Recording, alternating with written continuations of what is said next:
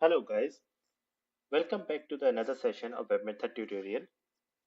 In this tutorial, we will be looking at the few concepts of ESB, and we will be looking at the environment we have set up so far, and we'll see if we find some common problems in their startup.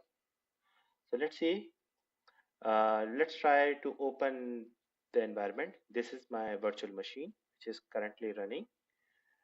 Now, if we try to connect this virtual machine from my designer, it will not be able to connect currently. All right, we can check from the browser. Sorry about it, this is not the IP. We can check from the browser that 5555 port is currently not available. It is not logging in.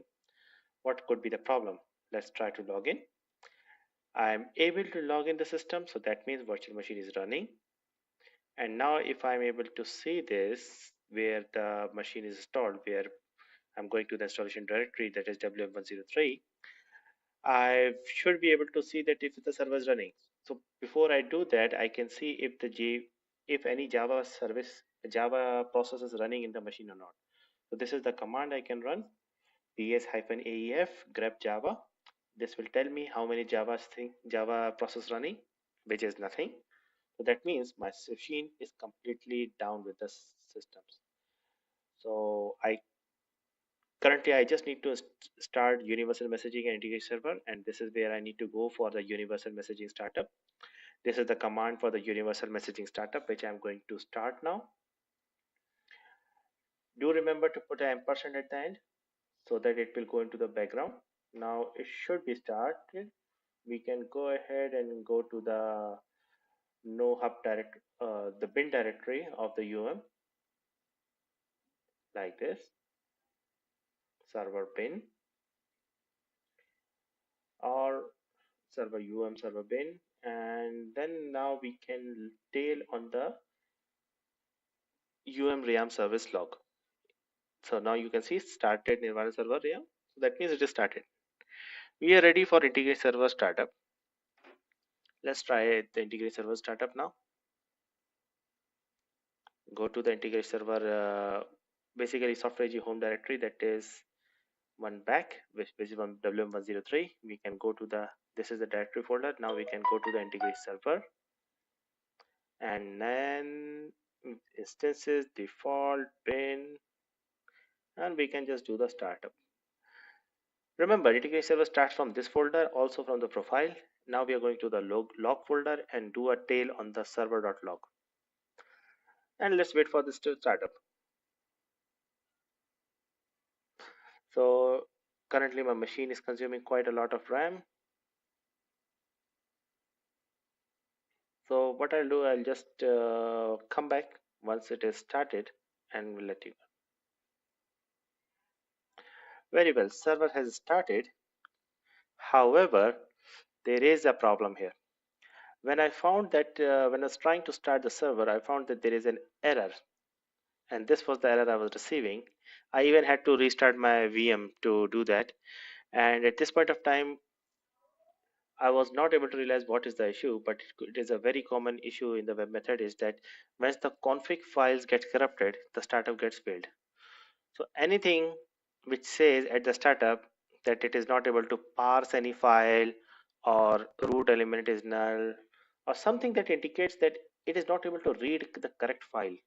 See, integration server require a lot of configurations to start, and all those configurations are stays in that integration instance default config folder. So what you can do actually, there is a fail-safe mechanism built into integration server, is that in this integration server default config backup folder, it takes the, I'm sorry, in this path. See, this is the path you need to go. Whenever integration server starts successfully, it takes the backup of all the config data inside this backup folder. Let's see this. This is the recent backup.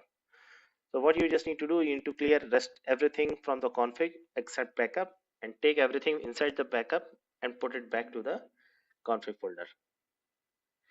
This is one of the Uh, One of the fail-safe mechanism which you can use in case of integrated server is not starting up, it takes everything as backup and you can take it.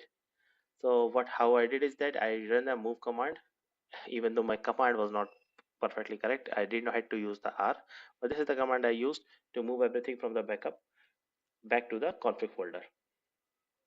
I didn't have to use R, by the way. So once it is done, I just simply started and it is started. Now we can actually connect to the integrated server. Let's try. Voila, it's connected. Now what can we do? We can try. We can actually now ready for integration server tutorial. Uh, so for that, I have created a PPT which will explain why actually we need an integration server.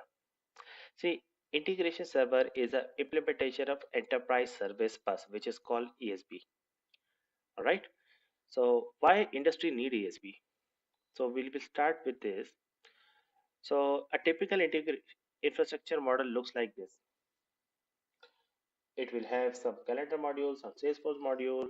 It will have some database. It will have multiple applications, SAP, mobile interfaces, and so on. And all of them are connected in a very jumbled way, which is not good. You see how difficult would it be to maintain this kind of environment? It will be very difficult. So what you can do, what enterprise do to solve this sort of problem? Any idea? Enterprises go for ESB. This is this is the benefits of ESB. So the first benefit of ESB is orchestration. So what do you mean by orchestration? Orchestration means ESB allow to communicate to different type of environment, different type of end systems as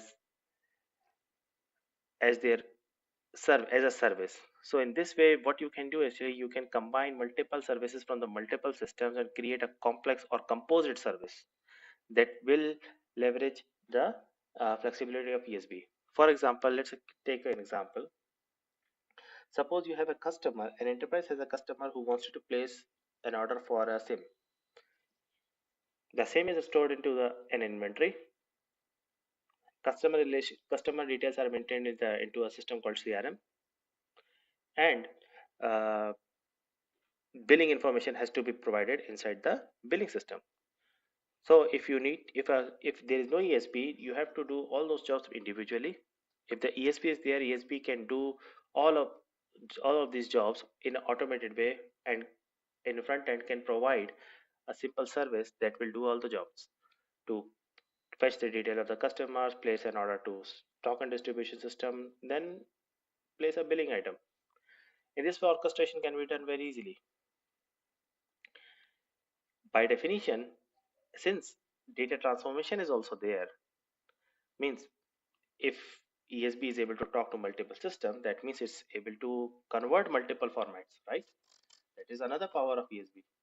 So it can convert from XML to CSV, CSV to global copybook, EDI, SOAP XML, JSON, this, that, any format you think about, ESB is able to convert it.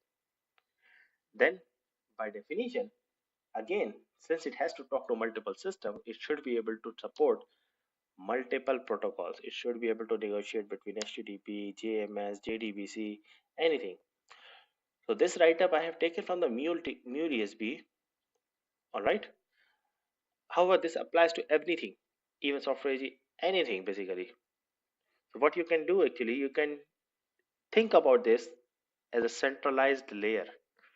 ESB is a centralized layer that can talk to any system. Now, mediation and non-functional consistency, I will just try to skip it. You can read if you want, pause the video, but we will do it at a later point of very later point of tutorials in our sections. So as you can see that when we use ESB, this system will be converted and will become a very maintainable system. All right. So that maintainable system will be able to support multiple protocols, multiple transformations, and multiple orchestrations. Very well.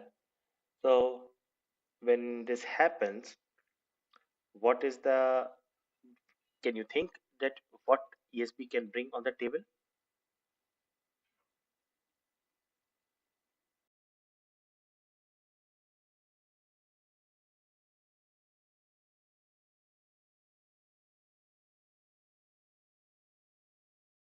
Now, since you have given a thought on it, we can summarize the whole concept that an ESP enterprise service bus is a centralized system which stays in the middle. It talks to multiple systems. It orchestrates a composite service using the services out of those systems. It can transform the data from coming out and coming going, and it can talk with the multiple protocols. Now, on this slide, you can see very easily how what I'm talking about. ESB sitting in the middle. It will have business application, data source, partners, clients. It the ESB it can have service model, security model, transportation, all the mediation kind of things, messaging, interceptors, and by definition, it is able to support web service protocol, WIPL, J2E server, everything. So now you see why ESB is so important. Why ESB is so important for enterprise? So in the next session, we will talk about uh, how web method is implementing this ESB, how it is, and we'll more talk about the services and maybe start creating a services. Till then, bye bye.